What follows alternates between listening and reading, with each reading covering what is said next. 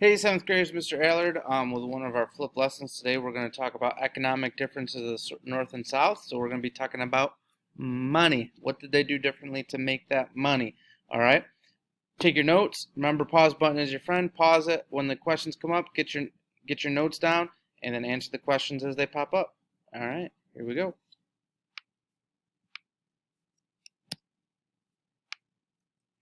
All right.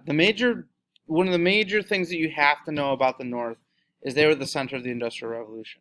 So on your vocabulary, the Industrial Revolution is a process where machines, steam, other sources replace hand tools, mills, animal power to produce goods in factories. And you can see the pictures of the factories there. And this was happening by the 1860s. 1820s, it started in mills. You had to be close to a river.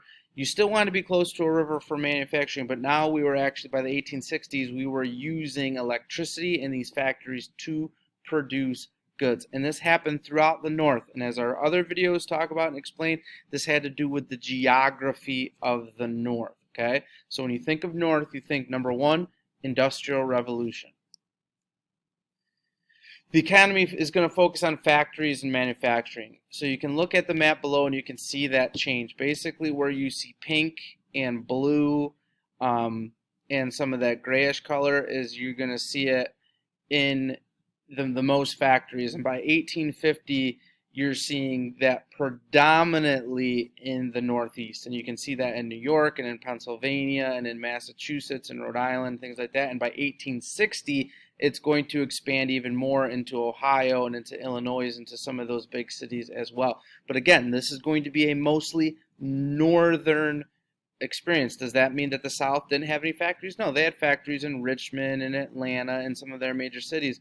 But most of the economic production in factories was happening in the North. And most of what they were manufacturing, a lot of it was textiles from the cotton that was coming from the South.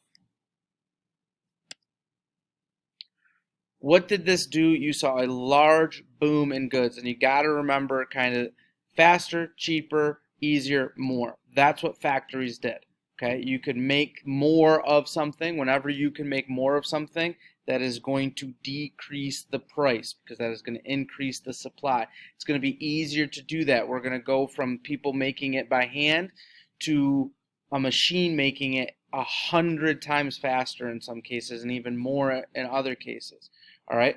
As long as you can generate the electricity to run the machine or have people run the machine, it's going to be done easier because of a bunch of new methods and inventions. The spinning jenny was a big one. We could loom and make textiles. Instead of making one roll of textile at a time, you're making dozens of textiles at a time. And these new inventions, kind of like what happens, today with technology, year after year after year, we were making more of it, we were making it faster, we were making it cheaper, and we were making it easier. And again, most of that was happening in the North. Because of this, the North wanted something a little bit different than the South. They wanted a strong national government to support the economy. Okay, so one of the big things the national government was doing is they were doing tariffs. All right, that was not allowing products from other countries to come in.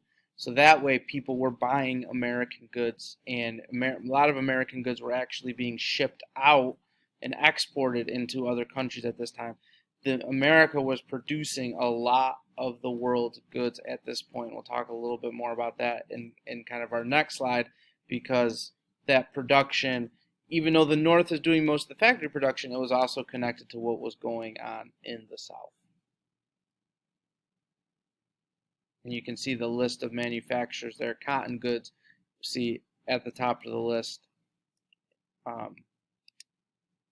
All right, so in the South, they're, again, based on the geography differences that we talked about, that economy is going to be based on farming on plantations. Now, a couple of things that we're going to be talking about throughout this is kind of how we talk about these folks. A lot of people like to call them, slaves, and that's been kind of a widely used topic.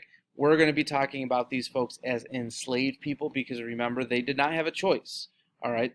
Obviously, they did not sign up for and say, you're right, I want all of my rights taken away and I want to be worked and not have a right to a family and not get paid and things like that. That was not part of the scenario. So this farming on plantations, again, it was kind of a few large plantations kind of dominated, and we'll talk a little bit about that as we go through. But large farming on plantations. Plantations used slave labor to grow cash crops, and by 1860, cotton was the king. Were they growing tobacco? Were they growing some other cash crops? Yes, they were. But cotton was the number one crop that they were growing with enslaved labor.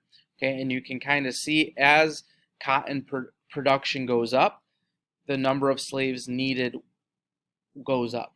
Cotton was a very labor-intensive crop, and we'll kind of talk about a little bit in our next slide why that was. And again, by most of this growth is an internal enslaved population growth. By 1808, we're not bringing enslaved people from Africa at that point. It's an internal slave growth. The slaves who are here, it's multi-generational. So by 1860, it may be the great grandparents or the grandparents. Were brought from Africa, and now the grandchildren and great grandchildren are coming of age and things like that. So multi-generational enslaved labor growing cash crops on plantations. One of the big reasons why was the invention of the cotton gin. So why did we need more hands to grow cotton? Number one, it was very, very profitable. Number two, the problem with cotton was in cleaning the cotton and getting the seeds out. You could do it by hand, but you had to be very, very careful because cotton seeds were sharp. You prick your finger, obviously you bleed. That's a problem for cotton. You don't want to stain the cotton with your blood. So cotton gin replaces it. You put the cotton, you crank the machine.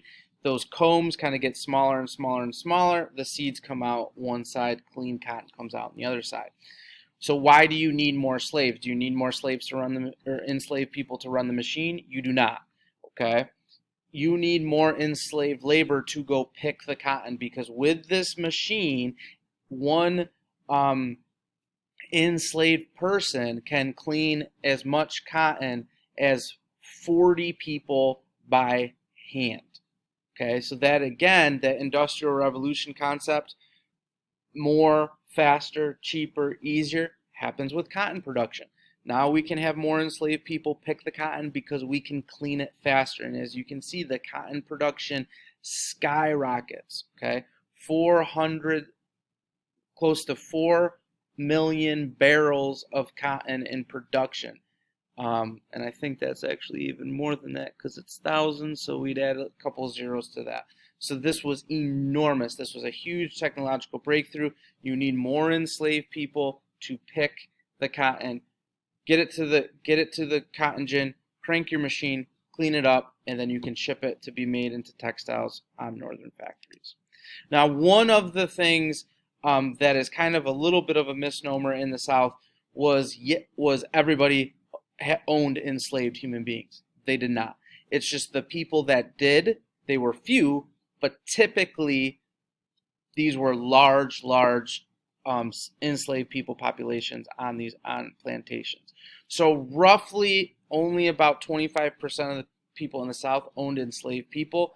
Of those, a good chunk of those people did not own very many enslaved people, but those few people who did owned those big, large plantations that could produce cotton in large quantities.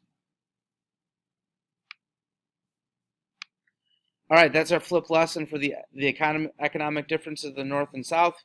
Please make sure you're getting through your other videos. We're doing some must-dos and some can-dos right now, so make sure you're getting through them. If you have questions, hit me up on Schoology. Till next time, 7th graders, out.